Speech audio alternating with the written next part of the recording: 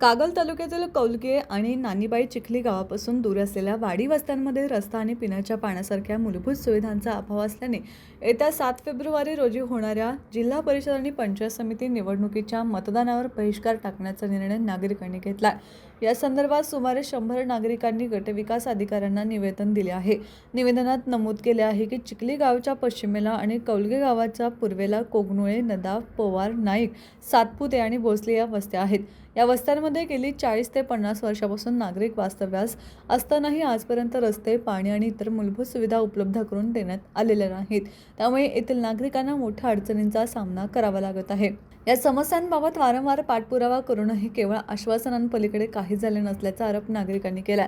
जोपर्यंत या वस्त्यांमध्ये आवश्यक सुविधा उपलब्ध होत नाही तोपर्यंत केवळ येणाऱ्या निवडणुकीतच नव्हे तर पुढील सर्व निवडणुकांमध्येही मतदानावर बहिष्कार टाकण्याचा इशारा नागरिकांनी दिला।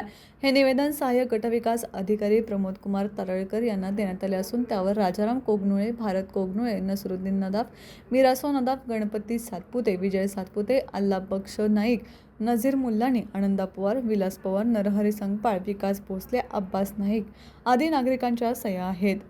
नमस्कार, मी मुल्लानी बोलतोय।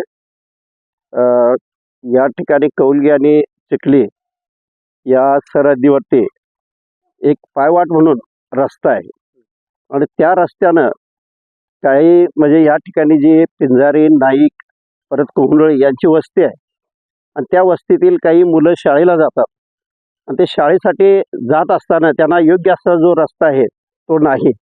तसेच एखादी समजा रात्रीचं एखाद्या वेळी कोणाला बरं नसेल तर अशा वेळी त्यांची जी सोय असेल ती सोय करता येत नाही, नेहान करता येत नाही, वाहन कोणतेही जे असेल ते इथून नेता येत नाही।